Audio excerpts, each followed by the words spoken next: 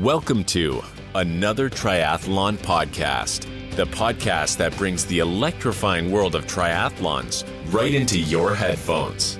Journey into captivating conversations, share the excitement of race recaps, enjoy the humor only a triathlete would understand, and join us as we debunk myths and bring you the bare, thrilling truths of the triathlon world. So feel your heart pound, breathe in anticipation, and get ready to dive into the world of triathlon. This is another Triathlon podcast. Enjoy the ride. Hello, Triathlon world. Jenna Sarah here, back with another Triathlon podcast. And as always, I'm here with my co-host, Josh. We have got a very special guest joining us, someone who definitely needs no introduction in the world of triathlon, but his achievements are too impressive to go unmentioned.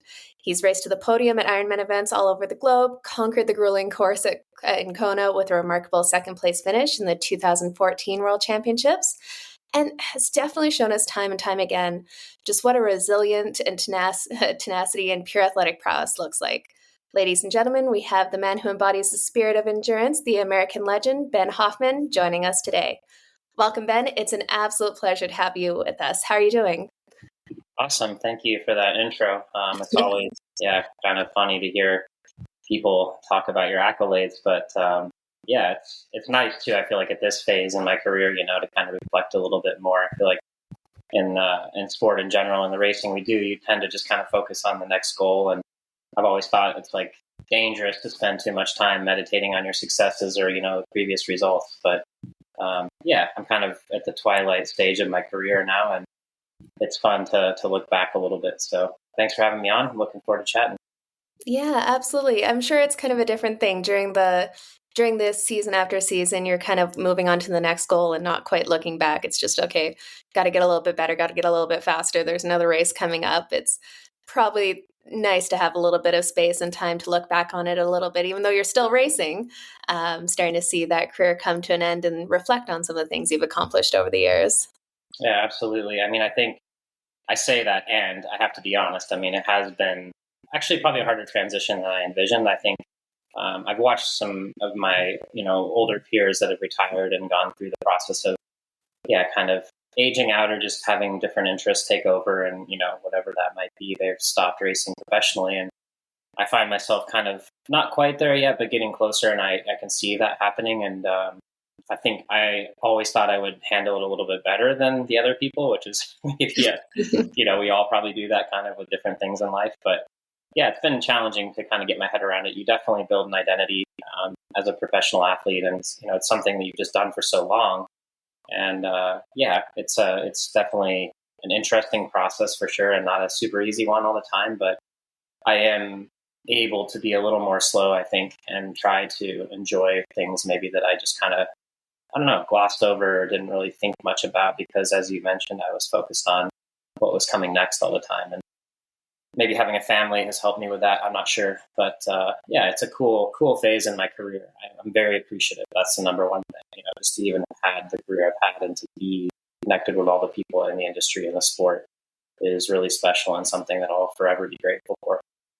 That's really great. Well, how about before we jump into where you are in your career right now and kind of what the future looks like, let's jump back to how'd you get started in triathlon? What started this whole crazy ride? Well, you mentioned that you're in Calgary, and in college I dated a girl who was on the soccer team at the University of Montana, Missoula, and she was from Calgary actually. And unfortunately, she had a series of concussions and wasn't able to play soccer anymore for the university. But we were both looking for something, I think, to help fill that void for her. And also, I just kind of missed maybe some of the structure and, some of the camaraderie of being on a team and doing a sport and having a goal that way. And so we went to a team meeting in the fall of 2003. I was at the University of Montana, and there was a club team. And for whatever reason, there was basically two teams at the time, CU Boulder. And these are club teams, to be clear, because now it is becoming an NCAA sport for women, but at the time it was just a club sport, and it still is at a lot of universities. But we went to a meeting, and we met some of the people, and it sounded cool. And we went to a few of the practices, started training, and I just kind of really enjoyed it. I mean, it was fun to get, into the group with, and start doing the training. And I think I really enjoyed the process, the challenge of learning how to swim. I mean, I could swim to save my life, but I could not swim across a pool, without gasping for air. So that was my start with swimming. And raced with a team there for a couple of years. We had some success. It was really fun. 2006, I graduated, moved back to Colorado, and worked part-time at a job in Durango, Colorado, and then trained full-time and just tried to piece it together. Got my pro card in 2006 or seven, and started trying to make it happen on a shoestring budget. It was an exciting time for sure. So, yeah. That's fantastic. And now what was that point where you kind of realized that being a professional triathlete could be your actual full-time job without having to have another job on the side? Was there a certain race or a certain point where like, no, I'm going to make this work? Yeah. Interestingly, it was probably Lake Placid in 2010. I won that race. That was my first Ironman win. And that was in July of 2010. And I guess I had been, second place at Ironman St. George earlier in that year. And that, was good. It put me on the radar a little bit. But just to rewind a little bit, I qualified. My first Ironman event was Ironman Arizona in 2008. The first year they switched it from April to November. And I did it that year. I qualified for Kona because at the time it was a slot system, which they're now back to. But we had so many guys. There was like 85 guys in the field. And they used to allocate, I think, one spot per 10, maybe, in the pro field. So it was kind of dependent on how big the fields were. And I feel like I might have finished 8th place even or something. I mean, it was a good race. It was like for my debut Ironman, I went 8:23 or something. I ran under 3 hours. I was pretty happy with it. And there was a tough field. But anyway, I got my Kona spot, didn't do another Ironman until 2009, the next year, almost a full year in October later. And I just got destroyed in Kona on my first go. And it was pretty humbling. And I went through that fall and winter being a little down, and being kind of like questioning whether I should really continue. So coming out and having a good race at St. George in 2010, the first year of the Ironman event there, was really good. And I think that gave me some traction, but it really was winning Ironman Lake Placid in 2010 where I was like, okay. And I think I was in the right place at the right time where maybe some of the sponsors in the sport, they were looking for a new American coming up, and I kind of fit that bill. And I was able to secure some sponsorships, some of the companies I'm actually still with today. And that kind of launched, I think, the pathway. I think it showed me that I had the possibility to make a living at it, which is something I'd always dreamed of. And it was, even from early days, a priority of mine. I wanted to be able to say that I could make my living at it. And that kind of started that whole process. Yeah, that first Kona, it doesn't matter if you're a pro, an amateur, anything else, it'll knock you down. Unless you're like Chrissy Wellington. She's just incredible. But there's a few exceptions. I mean, Craig Alexander, I think he was on the podium his first go. There's a few other ones too. But or I guess in the case of even last year, right, we got the Norwegians just flying in there and just like destroying records right away. But for most people, it's a pretty humbling experience, and no doubt about it. Even if you perform well there, it's painful, like any Ironman. So, absolutely. Now I have a tendency to ask a lot of the questions here. Josh, did you want to jump in? Did you have any questions for Ben before I just overrun everyone? You're good. No, I appreciate you being here first off, and you and I both being part of the Athletic Brewing family is obviously a good connection. But what I appreciate after hearing your beginnings here is the fact that you went from 2003 to 2009 qualifying to Kona without really knowing how to swim prior to that. I mean, that progression right there is superstar status alone. And I think on this podcast, I think the three of us typically talk about how bad we are at swimming. So it's still working at it. How have you seen that progress? Like for those first few years, was that where you made up a lot of ground and spent a lot of time, or because of it being the shortest part, you just kind of let it go and work on its own? No, I mean, huge emphasis on it, definitely. And I think I saw pretty quickly that, it was absolutely necessary, and it still is today, that you don't see many of the top guys that are, doing well at races unless they're able to swim near the front pack. So I just kind of recognized early on that it was something I needed to focus on. And I really put in the work, and not just the yards. I was very consistent. I mean, that's one of the cornerstones of my training, and I've always been really good at being super consistent. My body's held up really well, and I can put in a pretty, decent volume of work, and I'm very consistent about it. But I think more so even, and we all know this, and it kind of gets said over and over again, is that I had good instruction. I was very fortunate that from the very beginning, I had people that stepped in, did underwater filming with me, that were on deck coaching me and giving me cues all the time. And these people were very knowledgeable. And I think I did a really good job of applying those and being somewhat patient, at least, and trying to have a long view. I've had a lot of athletes come to me and ask me about it. And I remember that I was like, well, this is probably going to take, 5 to 6 years at least before I really see, the fruits of my labor.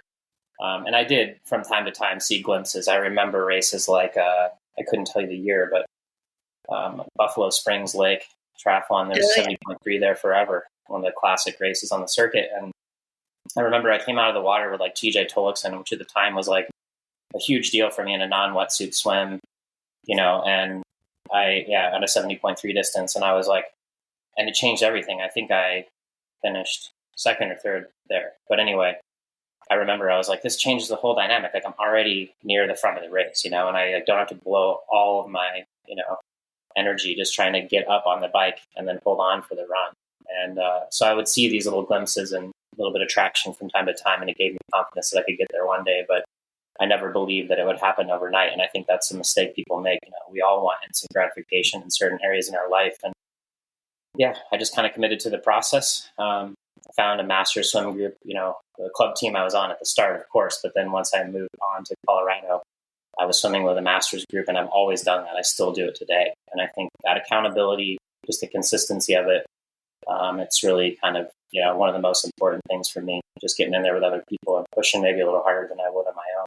But it's still a process, something I have to still work on today. I mean, I had some bad swims to start this year, and I was like, okay, back to the grind here a little bit more. I neglected it a tiny bit, and it showed up right away in a couple of the races early in the year. And I kind of had to reel that back in a little bit. So I can never fully let it go. That's just the way it is. Yeah. And I don't think age group athletes really realize the work that goes into making an improvement like that in the swim. Typically, we're more likely to spend the time on the bike and the run, so we can make up more time there for the effort that we put in. But what kind of, mileage or time did it take to be at consistently to really start to see those improvements? Or was it more the technique work and the on-deck work? Yeah, I mean, again, it was a combination of the two. But I would say I remember going home in my early college, career there, and I would swim over the winter time when we had winter break. And Missoula's break, for whatever reason, University of Montana, Missoula, our break was like extra long. We always had like another week or two longer than everyone. And I remember going home and, being in Colorado with my family, where I'm from, on the Western Slope. And they thought I was insane because I was basically at the pool every single day still, swimming 22 to 25,000 yards so I guess I'd be like 20 to maybe 23,000 meters, somewhere around there every single week. And I mean, it's not a crazy number, but, I was very consistent with that. I didn't really let it waver even in my off season in those early years, especially. Nowadays, I definitely take maybe a little bit more of a break. I don't hold that same volume all the way through the winter. But it was that, like I said, and then in combination with making sure that I was always getting underwater filming, because it's really easy with swimming to think you're doing something, but until you see yourself on film, that's when the reality sets in and you're like, oh, wow, okay, I can see now very clearly that I'm doing this thing. And it makes it a lot easier to focus on it when you're actually swimming, and then to take more film, back it up, see that you're actually changing it.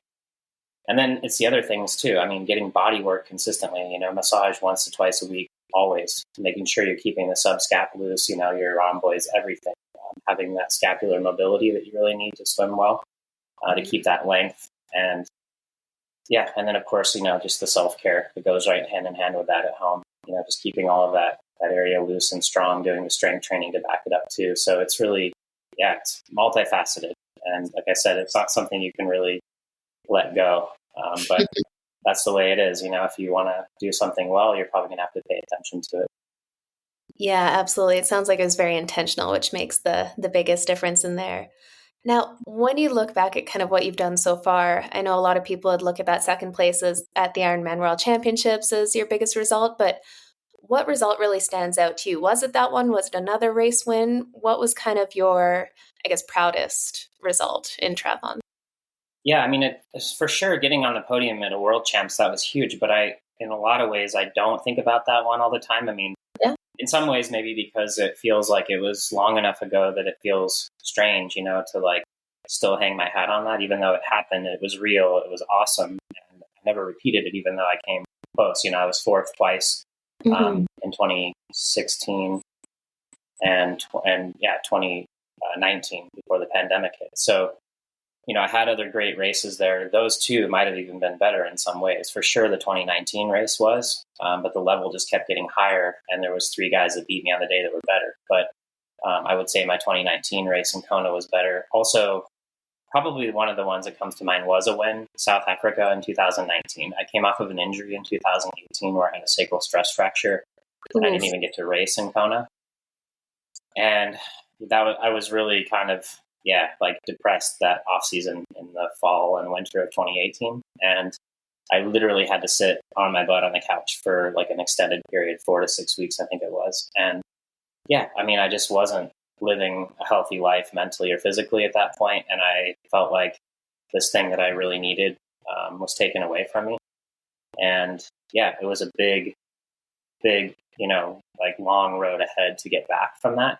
Mm-hmm. And so when I was able to come out in 2019 and win Ironman South Africa in April, it was like, okay, I'm back. And I met that race. It still stands out in my mind where I was like, from the cannon firing to the end, I was in total control. Like I could just do whatever I wanted all day long. Like I just pushed, asked my body to do it, and it responded.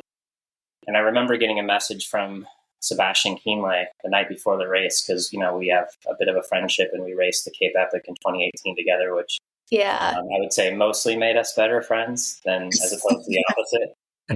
But he sent me a message, and he's like, "All right, man, it's time to go. Like this is what you want. You want to suffer. Like it's time to like get into it and just really embrace this whole thing, because it's what we do this for." And it just resonated with me in this different way where I was like, this is what I've trained for, is like to go out there and to feel, like I'm pushing my body to the absolute limit all day. And I was able to do it. And it was just an incredible experience. And, made me believe not only that I could be back, but that I could be better than I'd ever been. Mm-hmm. That has to be an incredible feeling when your body can just do whatever you ask of it and it's feeling good, especially in an Ironman. And I'm sure it was painful still at the same time, but had to be a pretty cool feeling to just ask your body to do something and it responds in a race like that. Yeah, it really is. And I wish it happened, more often in my career, but that's just the way it is. And really, I tell people all the time, we train so that we can perform whether you're feeling good or not, because the race day is the race day. And, occasionally it aligns, but I think if you ask the vast majority of professionals, like there's probably very few instances where they felt that way, even if they won tons of races, they probably felt really bad more often actually, but were able to deliver still. And it's a cool feeling. I've had it a few times, but again, not as many times as I wanted. But that was definitely one that stood out. It's got to be somewhat similar to like a basketball player getting in the zone and like they're hitting shots that they don't even feel like. That doesn't happen every night, not even for Michael Jordan, not for Kobe. I mean, so those nights I can appreciate that, or those days and those performances. So don't get too down on yourself for not having them all the time either.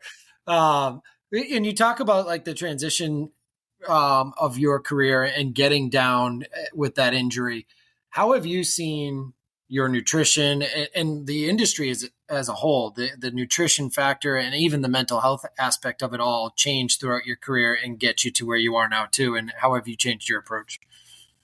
Yeah. So, you mentioned, our connection through athletic brewing. And I think that's one that definitely comes to mind for me, because in that fall of 2018, always through my career, we called it the Hoff season, where I would like drink some beers and like gain some weight. And it was normal stuff. I thought, it was time it's kind of just like let your hair down, relax. And I feel like, there's some neuroticism obviously that goes along with this and some type A behavior. And it's nice, I think, from time to time, or you believe that it's nice to kind of let go a bit and not try to control so much, because control is a bit of an illusion anyway. But yeah, I definitely let it go way too far that fall and winter. And it just dawned on me at one point, and I just said, I need to just cut drinking out of my life. It's not leading to good food choices, or, my relationship with my wife was definitely more strained during that time. And I wasn't sleeping well, all the things, right? I mean, the things that we kind of know now a little bit more about. And yeah, I feel like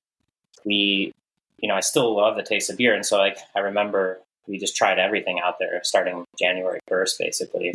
And Athletic was pretty new on the scene, and it was obvious that they were like miles ahead of everyone else. And we reached out to, Bill, and who's, co-owner. And he basically was like running around the country at this time, like going to events and like, handing out beer, trying to get people interested in it. And we were like, dude, we don't even want to get sponsored. Like, we don't even want money from you. We want to give you our money. Like, we want to invest in this company because it's that good. And we can just see what, where this is going. And he was like, well, we closed a round of funding. Unfortunately, we can't do that, but we'd love to sponsor you. And we're glad you're super stoked. And that was the launch of my relationship with them. But it felt like 2019 was maybe one of the best seasons of my life. And I really attribute a lot of that to kind of that epiphany, which seems really obvious, but just cutting it out and like realizing that, it made all aspects of my life better. And on the food side, I've always eaten pretty healthy and pretty well, but I definitely owe a lot of, the healthy diet that we eat now to my wife and her love of cooking. I mean, she cooks incredible food for us. And, I think when she became more of a full-time part of our team in 2015, we just decided after I'd been second in Kona, we were like, the game's changing a little bit and I need to have more support. And it was an opportunity for her to just kind of work for us. And yeah, that was, I think, a big piece of that shift as well, because inevitably you fall into patterns and some of them are okay, but you can't just eat a bagel, egg bagel with some cheese on top and some avocado every single meal, you got to mix it up a little bit and get some macronutrients. So yeah, a long-winded answer to your question, but it's always been something I paid attention to. I try not to be way too neurotic when it comes to diet, or follow anything that's way too strict. But I really just focus on eating, a wide variety of super healthy whole foods. And I don't calorie count or anything like that, but I definitely do pay attention to weight to some degree because I know where I need to be when I'm healthy and when I'm, kind of operating at my best historically. But it's not so, I guess, controlling for me. It's just, something I realize that what you put in is what you get out. And it is a big piece of the puzzle. So from the sounds of that, I'm guessing you didn't join Joe Skipper in a beer mile the day after Lake Placid? I wanted to get down there, but we had our whole family there. My parents came, my wife Kelsey's parents were there, and of course our two young kids. And not only that, but I mean, the guy is a savage. We all know how good Joe is. There was no shame in getting second place to him there. But yeah, he's pretty impressive that he backs it up like that and goes out and runs a beer mile the next day. I was like, maybe I'll go down and watch this thing, but I'm not participating. Yeah. I did enough of those in college when I was at the University of Montana. I think my best was like a 6:20 maybe or something. So not too shabby. Well, speaking of Lake Placid, obviously you came in second at that race there, and it sounds like it was it was a fun race to watch. I can't imagine how it felt in there, but why don't you tell us a little bit about your day at Lake Placid this year? Yeah, I mean, just to kind of, I gave some of the context already, but I raced it for the first time in 2010, and then I raced it to defend my title in 2011. I wasn't able to do that. I came second. It was a good battle with DJ Tolixon. He beat me there. He had a great day. I was never able to catch up to him, but still pretty happy with that performance. And it was just a special place in my heart. I always knew I wanted to get back there, but it just kind of seemed to be the wrong time of year with world champs and everything else. And finally this year we decided that it was actually the only race that really made sense, because I've kind of shifted gears a little bit. And the timing of the early season Ironmans, I just didn't have the energy or whatever to get ready for them. And we just decided, I kind of just mentally decided, well, regardless of the race result, I want to bring the family up there. I want to take them to this kind of special place that has this huge history. that I have some history at. It's just a beautiful kind of quintessential American, East Coast summer getaway place that's just totally rad. I mean, it's got beautiful scenery. The lakes are amazing, and the community, really does embrace the race, and it's just a cool, iconic race. So we finally got back there this year, and I really just tried to keep the mindset of like, I had a hierarchy of goals, and really maybe for one of the first times in my career, I wasn't putting like winning the race really high up. It was just kind of like, okay, well, of course I would love to win another Ironman. Like you always want to win an Ironman, but I was more concerned with like the whole idea of just taking everyone up there, having a good experience. And then I just kind of had this mantra, which is so basic, but I was like, I just want to do my best. Like, I really just want to finish the race and be like, okay, like I used what I had on the day and I executed a race that I'm proud of. And, I'm good with that. And if it's 5th place or 7th or 3rd or 1st, like whatever, I don't care. I just want to feel that way when I finish. And I think it, like looking at it now, a couple weeks after, I definitely felt that I did that. I mean, I really executed a great race, and especially when I consider the lead up to the race, because it was tough. Like, I feel like my build for this one was pretty bumpy and rough and a little abbreviated. And I think it's a combination of factors, probably some mental, but also physically. I'm turning 40 this month, and I'm just like, it is very clear to me that my body does not behave the same way as it used to. And I probably underestimated it when other people told me that in the past, but I'm experiencing it now. And it was kind of like a grind. I mean, I was at altitude in Park City, and I just felt like I was on my back foot all the time. It was kind of crazy. And I was like, at points where I was like looking at Kelsey when I'd come back, and I'd be like, should we just like cancel this trip? Like, this is crazy. It was like that, and we stuck it out, and I'm really glad we did. But I can be honest with you that it was a bit of a surprise. Like, I surprised myself with the day and how I felt and the way that it all went, because I was prepared mentally for a worse outcome for sure. And as bad as that sounds, it was like, well, this is a possibility that I might just step off the course, like at some point. And and then as far as the race day, I mean, I got out with a great swim. I was on Josh Emberger's feet for about 150 meters before I was like, well, I'm way out of my league here. And bye. But I was able to tag that front group, and we only lost like a minute and a half to him, which is great. And I was riding really well within myself, totally comfortable in the front group. Felt actually quite easy. And then almost through the first lap of the bike, I noticed that my rear tire was getting low, and I was like, like, this is not awesome, but like, I'm just going to try to deal with it the best way I can. So I started talking to the ref, well, not the ref, but maybe a media guy or somebody. And I was like, is there a roving like mechanic out here? Like somebody. And unfortunately there wasn't. So at the halfway point, I finally just decided to stop, grab my CO2, popped it on, and gassed it up, and it held for the rest of the ride, which is like a small miracle. And I'm really happy about that, because it could have been worse. But the unfortunate part of that was that I was in contact with Joe and Josh at that point, and feeling like I was like, this is going to be like no problem. Joe's not riding his normal self or hasn't really attacked us yet. And Josh is like, seems fine, but not going crazy either. And they got away from me, and immediately they were like 2 minutes up the road at that point. But it also, maybe in hindsight, was also a good thing, because I just rode my own pace and power, and like took in the nutrition I needed, and kind of just tried to mentally prepare for the marathon. And I got off the bike feeling like pretty good right away. So I think, it worked out well. But I ran maybe a little too fast at the start, but I wanted to catch up to Josh. I did that. And then the focus became Joe. And I would say maybe mile 10 or 11, I decided I'm going to go for this right now. Like, everything's kind of a bonus. And really, in my entire career, I feel like I'm playing with house money at this point to even do where I am and have the results I have and everything else. So I had that mindset, and I was like, I'm going for it. I'm just going to see if I can get across to him. And I put in an effort. I got the gap down to like a minute 19 or a minute 15. And coincidentally, at about mile 14, when I started to like feel the effects of that push, Joe was like deciding in his head that he was going to do an effort. And he was like, because he knew the gap was coming down, and he was like, I need to do something about this. I'm going to put in an effort myself. And if Ben continues to hold the gap where it is, he's like, I'm done. He's going to win. And unfortunately, his timing was like perfectly overlaid where I ran out of gas a little bit. He accelerated, the gap opened, and I was like, I need to focus on preserving my position now because I'm like suffering pretty bad. So that was the story that day. And I held it together with Matt, Hansen kind of running super fast behind me. In the end, it wasn't super close to him, but yeah, I feel like, it became more of like a damage control because I put that effort in.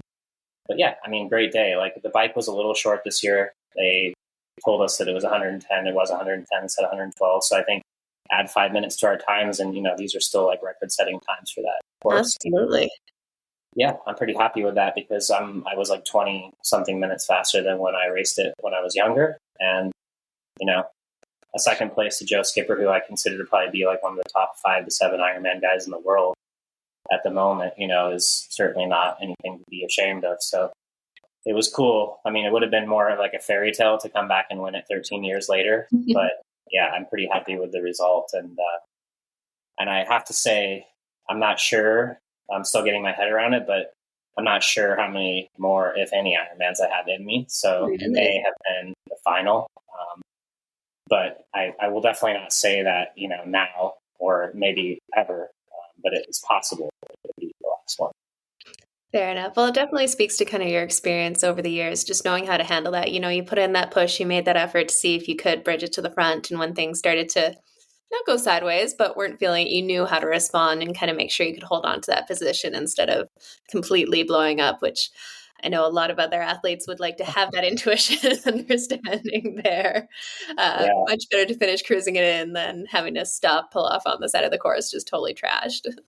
Yeah. I mean, it's definitely risk reward. And this is our career. That's the other part of it, right? Absolutely. I mean, for us, it is important. I mean, I don't want to say that like that is, entirely is the focus, but yeah, I mean, it's also still how I support and feed my family. And so I think there is a point when that comes into your mind somewhere. You're like, okay, well, I am still doing this for my job and career. And I don't really want to like have a catastrophic failure where I'm like part it off, of course. But on the other hand, I think there are days when you feel that way where you're like, I don't care. And they work out really well. They can be the kind of like the way that you break through as well. Like when you just literally don't care and you race without fear at all. Yeah, sometimes you really figure out where you can go. And surprise yourself and kind of rewrite those limits. So yeah. And sometimes you get it right and sometimes you don't. That's racing. That's why they don't hand the medals out beforehand. You go there with what you got and you try to do the best you can. And sometimes you really nail it and sometimes you don't. And then you learn, hopefully. So. Yeah, absolutely. Now, we were just talking before we hit record here, and we're kind of surprised to hear that you're not going to be racing the 70.3 or Ironman World Championships this year, but it's for a very cool reason that could have you back at the Olympics. Why don't you tell us a little bit about what your plans are for the rest of the season? Yeah, so I declined my spot for Nice, it was kind of a weird feeling. I've done it one other time. Back in 2011, I think. Actually, maybe at Lake Placid, interestingly. I declined my slot to the World Champs that year because I felt like I'd had 3, or maybe it was 2012, so it must have been a different race. But I declined my spot because back then I had 3 Konas that didn't go well, and I was like, I need to go watch this race from the sidelines and like learn something because I bombed it 3 times, and And I did. I learned, and I came back and got 15th the next year. So I think it was the right choice. But yeah, this year the choice was made because I had committed to doing 2 races with an athlete that I'm guiding, a para-triathlete that is visually impaired. And I've done a handful of races with him this year, 3 races so far. And we have the Paris test event, which is August 19th. And that kind of took out Lati for me. I was qualified and actually signed up to go, but then I just didn't see how I was going to be able to balance both of these. And the Paris test event is critical because it's the exact course and everything a year out from Paris 2024. So that's the 19th of August. And then 24th of September, I believe, is the Pontevedra World Champs in Spain. So I'm doing those 2 races. And I felt like if I did an Ironman on September 11th or whatever it is, then I was not going to be ready to do, the right kind of race that we need to do at the World Champs in Pontevedra. So that took priority, and really I'm fine with it. I mean, I recognize where I am in my career. last year in Kona was disappointing. I felt like I was in better shape and didn't execute well. I had some stomach issues where I just kind of took in way too many calories early on the bike, and I kind of ended up throwing up. And it took me out of like a position that I think, could have been much higher. Maybe not much higher than 10th or 12th, but I think it would have been a day that I would have been more proud of than 25th or something. So, it would be nice to go back and maybe do one more world champs, and to do, Nice would be cool because it's new, in a way, but I just kind of feel like the new generations come through. I'm at a point now where I'm excited about watching them. I mean, I watched the PTO race today. It's exciting racing. These guys are super fast, and it's really cool. Like, I don't have any sort of animosity or anything. I think I recognize where I kind of fit into all that, and it's not just a mental or a physical thing. It's a combination where I'm not sure I have the mental energy to just solely focus on that, which is what you kind of need to do. I have 2 young children. And I'm not sure the juice is worth the squeeze that way for our family anymore. So I just decided I'm not going. And I think my energy is better spent with this project. And I'm pumped on it. I think it's going to be a lot of fun to go to the Paralympics next year and see if we can get a medal, because right now I'd say we're kind of in that top 5 team in the world. So with another year of improvement, I think we can be right up there, for a medal, which would be awesome. That would be a very... I didn't even know you guys have been racing already, right? So, I mean, you've been out there, the two of you. So, I mean, let some people know what kind of races you've done and some finishes, because I've been following. Yeah. I think it's really cool that you've been doing it. Definitely. So we did my first race with Owen Cravens is his name. He's a young kid, 20 years old, 20 years younger than me, which is crazy to even say out loud.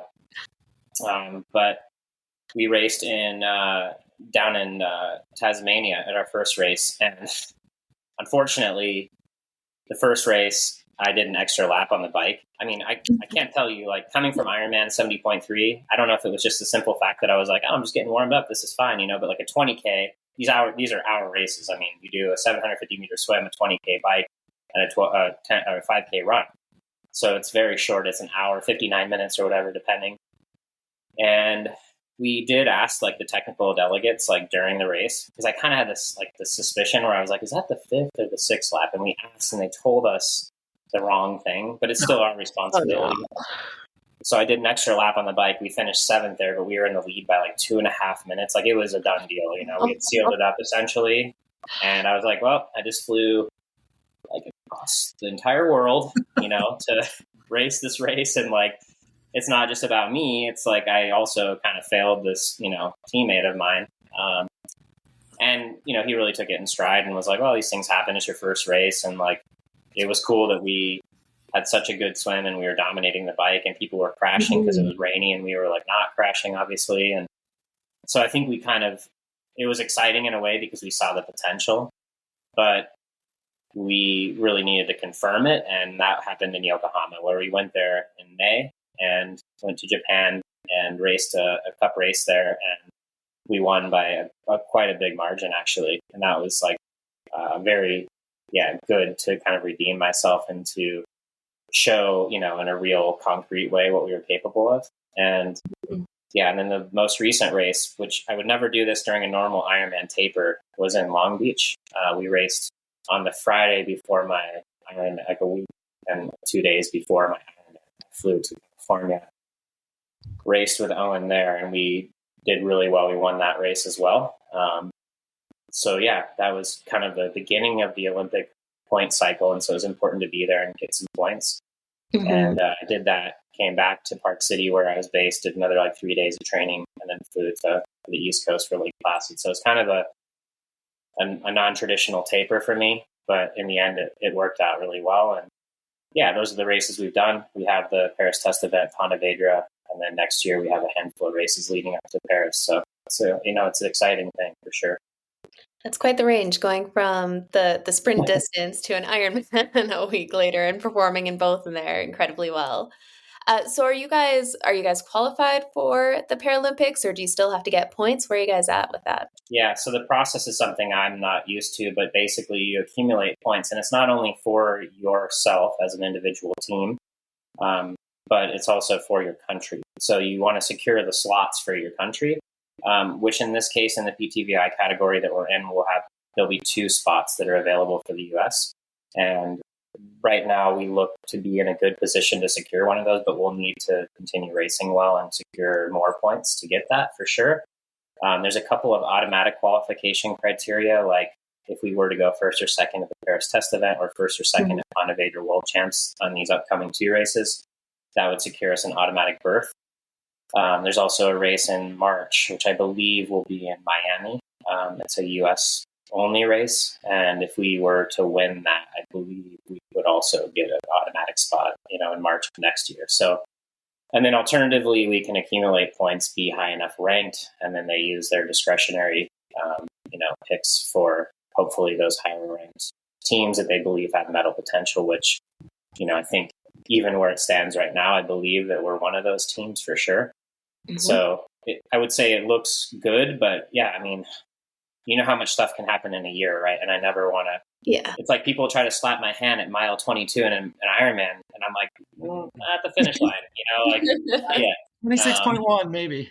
Yeah, exactly. Maybe in the very finishing shoot, but like not before that, because you know how it is. You can definitely cramp up or anything can happen. Oh, absolutely. So, yeah. Fingers crossed. I think we're in a good spot. I think we can do something special next year. That's great to hear. Now, you mentioned the PTO US Open. Do you have any thoughts you want to give on that race? It was so much fun to watch. Yeah, I mean, just that, right? Like, it was super cool to watch it, and like really exciting racing and a bit of drama, things like left and right that I didn't expect. I mean, Jan was on his back foot in the swim. I mean, he kind of explained it after the race, but it was like confusing where you're like, this guy's always first or second in the water. And yeah, I mean, just guys kind of showing up, disappearing. Yeah, Magnus stepping off. I mean, yeah, he did, I think maybe Roth took a lot out of him, but it was odd to see him like in third place, seeming relatively comfortable, and then just be like, done, I'm out, Then Blue and then just up there, and it's just guys that you thought would be up there that weren't. And yeah, I mean, and very cool to see, Jan win another race at his age and, kind of in the final stages of his career as well. But yeah, just exciting, fun to watch racing. It's cool. Like, it just got me fired up, and I was just excited to see it all. So I'm going to try to carve out time tomorrow. Hopefully I'm back from my ride in time to watch the ladies, because I feel like it'll be on paper. It's like maybe even more exciting, and deep as far as the field goes. So it could be some major fireworks. Yeah, it should definitely be an interesting one out there. We got our money's worth today, I'll say that. Well, we'll jump into just a few kind of quick hit questions, a little off the cuff, some fun stuff in here. First off, what's the weirdest thing you've ever eaten during like racing or training? Have you ever had like you just need to get something in, grab something random from a gas station? I mean, I would say a couple things come to mind.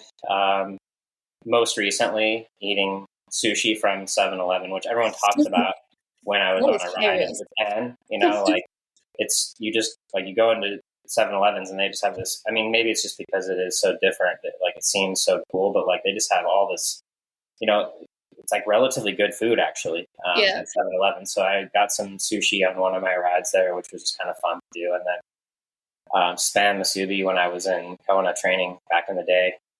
In a race, nothing too crazy. I've never really done anything super wild in a race. I actually use special needs, but I just have standard nutrition, kind of backup nutrition in there. I know a lot of people put like weird sandwiches and things in there that they think is good to them. I'm more of like, if it comes to that point for me, it's not like, it's probably usually going to be like a salt thing where I'm like, I want like salt and vinegar chips or something. Just change it up from the sweet. Yeah, just something else other than sugar, because it's just so much sugar. But I do remember racing one of those first years, maybe 2010 or 2011, racing in St. George, the full distance race there. And I remember cutting like a water bottle on my down tube. I'd cut the top of it off and stuff it with like shot blocks, like Cliff shot blocks. And then also like, I remember having 1 or 2 Snicker bars in there. And I remember eating for sure one of them during the ride, which was pretty like non-traditional, but those were early days where I was still kind of like figuring out the pieces and parts of that. And fortunately, Chrissy Wellington set me on the right track with all that, where she was like, you need to mix up like a liquid nutrition basically for the whole race. And I started doing that, and all of a sudden I was winning Ironman. So yeah. Oh, Fair enough. Next up, if you had to race a triathlon as a pair with another pro, who would be the most fun to do it with? I quite enjoy Josh Hamburger, actually, just because I saw him up in Lake Placid. He's got a great personality. He's an intelligent dude. And he's always got something kind of funny going on in his brain. So I feel like it'd be pretty entertaining from that standpoint, and just seems to have like a good perspective, like somebody who doesn't get super flustered and kind of stays the course and executes pretty well. So. Oh, he has those great race recap videos that are just hilarious. If triathlon had a fourth discipline, what would be the most bizarre activity you'd choose to add that would kind of help give you an edge? Taking a nap, probably. Now that is something I can get down with. I think we all know that sleep is like where you restore, right? Your body. So, I mean, logically, add sleep to this. I remember being in Kona, and a buddy of mine, he's a South American dude from Argentina, Pablo, and there was, for whatever reason, it was like somebody, this was back in 2009, it was my first Kona, and we had done some training leading up to the race. I'd quit my job, gone over there, and I was like, I'm all in, and lived there for 6 weeks leading up to the race in Kona. And Kona was such a different place back then. It was so much more quiet, actually. But anyway, we trained up to the race, and then on race day, there was like somebody who had been driving on the Queen K out there in the lava fields, and like a giant lazy boy, like love seat recliner thing had like blown out of the back of their car, at some point. Yeah. And it was all ragged and beat up, and like it hadn't been picked up yet by like the highway crew. And it was just off the side of the road in these lava rocks. And I remember that I was like shuffling my way back in. I looked over and Pablo was passed out in the chair, like literally taking a nap. Oh my goodness. And just getting baked in the sun. And I was like, that doesn't even look good. Like, you're getting destroyed right now. Like, you're going to be so sunburned. Oh, brutal. Yeah, it's happened. And he got up and finished the race. So it obviously worked. Jeez. Yeah. That's one way to go about it. A unique way. What's your guilty pleasure song that gets you pumped up during training or when you're getting ready for a race? I still listen to that AWOL Nation song, The Sail or whatever. Yeah. It's like kind of, it was like super popular for a long time. And like, but yeah, it was like for some reason at that point in my life, like, I don't know, I listened to it a bunch. It's resonated. Every once in a while I still throw it on this little mix I have on Spotify. So. You know what? It's made a resurgence on Instagram Reels too. I've heard it a lot recently. Yeah. It's funny you bring that one up. I've heard it a bunch. That's a good tune to go to.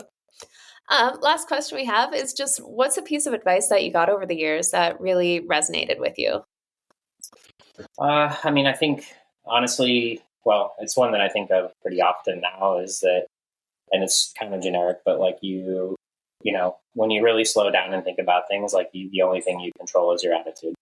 The times when I race the best or when I'm enjoying my life the most is when I have a positive outlook. And I remember reading a book called Deep Survival by Lawrence Gonzalez, and he talks about like the unifying like link between all these people that survive and these crazy like plane crashes or getting lost in the woods or whatever it is. They all have this really strong positive mental attitude where they don't think like, oh, I'm going to die. Like, everything's gone to hell. And like, they're just like, okay, what's the next thing that I do to like stay alive? And like, what's right in front of me? And that's how I think about Ironman and triathlon in general in life, I guess, is that, you kind of take in the information and you decide what your attitude is about it and how you're going to approach it, and try to be as positive as you can. And yeah, I think usually when you do that, it turns out pretty well, as kind of cheesy as it is, and it is annoying sometimes when people are like ultra chipper and positive, but like, if the alternative is being like doom and gloom and miserable and like that, I'd rather hang out with a chipper person. So. Couldn't agree more. Kids at the finish line. I mean, come on. They stole the show in Lake Placid. I know. Yeah, it was really cool. I didn't know that Kevin C was going to bring him out there. I guess I don't even know what the rules are. I know you can't run down the carpet with them anymore. Because I think there were some accidents in the past, but it was very special to see them there and have them throw the medal around my neck. And, I'm not sure that they'll remember it. I mean, Josie's almost 4. Maybe she will. Julian's just 2.5, but yeah, they'll be able to at least see the video of it, and I'll certainly remember it forever. That is very cool. Well, thank you so much, Ben. We sure appreciate you coming on. Where can people follow you to kind of, see what's going on with you? Yeah, probably mostly on Instagram, B Hoffman Racing. And, my wife does some stuff on Facebook from time to time as well, on my Ben Hoffman Racing page there. But those are kind of the main ones. I haven't jumped into the TikTok game. I don't even really know what it is. But yeah, probably just Instagram is the best spot. Try to stay up with that as best I can. Perfect. Well, go give Ben a follow if you aren't already. He has some great stuff out there. And then, as always, give us a follow too at Another Triathlon Podcast. We sure appreciate you taking the time to chat with us and just learning a little bit more about where you started and where you're headed, because you have definitely had an incredible career. And it's cool to see what will be coming up in this next year with the Paralympics. We appreciate it. Yeah, thank you. It was really fun to chat, and I appreciate everybody, who's been a part of, my career. And like I said earlier, very grateful to everyone out there, fans, sponsors, everybody who has been part of it, because it's been an incredible journey. And it's not done yet, but I wouldn't change, much about it, or I certainly wouldn't give it up for anything else. It's been really special. Well, we'll see you at the Olympics. I'm excited, man. It's going to be a lot of fun. Excellent. Well, have a great night, everyone, and we will definitely be back.